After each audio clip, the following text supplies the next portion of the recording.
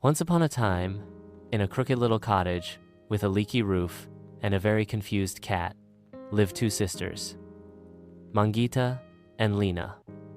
Mangita was hardworking. She could sweep a floor so well you could eat soup off it, and she often did, because her soup was delicious. She also helped her dad at his fruit shop, where she was known as the apple arranger extraordinaire. Lina? Well, Lina had two hobbies: brushing her long hair and admiring herself by the river. If you asked her what she did all day, she'd say, "Beauty is a full-time job, darling." One morning, their father set off on a long journey. Mangita cried and waved a handkerchief. Lina said, "Yay, river selfies at midnight." With dad gone, Mangita worked even harder. She cooked, cleaned, and even taught the cat yoga. Lina, meanwhile, caused more chaos than a raccoon with a paintbrush. She spilled soup, dirtied carpets, and blamed the houseplants.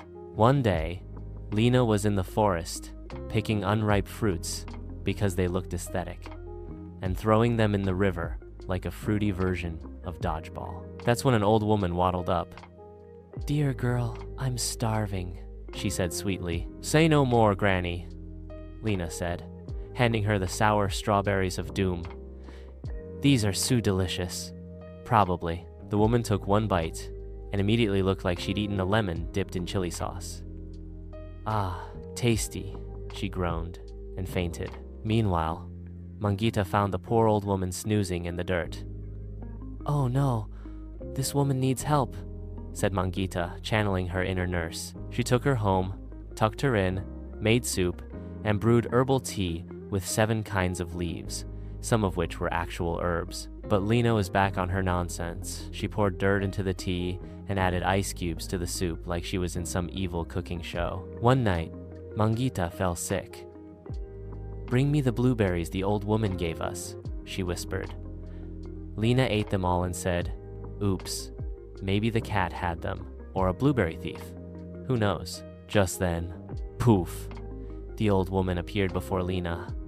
But this time, she was not wrinkly. She was a glowing, floating fairy with sparkles and sass. "Where's Mangita?" she asked. "She's off, making a smoothie, or joining a circus. Whatever." Lina lied, trying to look busy brushing her hair. The fairy zoomed off, found Mangita sick in bed, and instantly cried, like ugly cried glitter tears and everything. Lina, watching from the window, laughed so hard she fell off her stool. But bam! The fairy spun her wand. "You think that's funny?" she said, and turned Lina's hair into ivy vines with bugs buzzing in them. "Ah, my hair. I look like a walking jungle," screamed Lina, as her hair wrapped around a tree. Meanwhile, the fairy fed Mangita 1 magic blueberry. She instantly sat up, refreshed, and glowing like she just came back from a spa. Then, poof! The cottage turned into a sparkling pink and gold palace, complete with a fruit-shaped jacuzzi. "This is your reward, Mangita," said the fairy, "for being kind and amazing." But Mangita, ever the cinnamon roll, said, "What's the point of having a glitter toilet and 14 bedrooms without my sister? Please just bring back our old home and make us happy again." The fairy was stunned. "You're really something," she said. "Okay then, palace gone." Whoosh! Back came the cozy cottage, still crooked, still leaky, but full of love. Lina's hair returned to its silky glory. She hugged Mangita so hard the cat passed out. "I'm sorry for everything," Lina sobbed.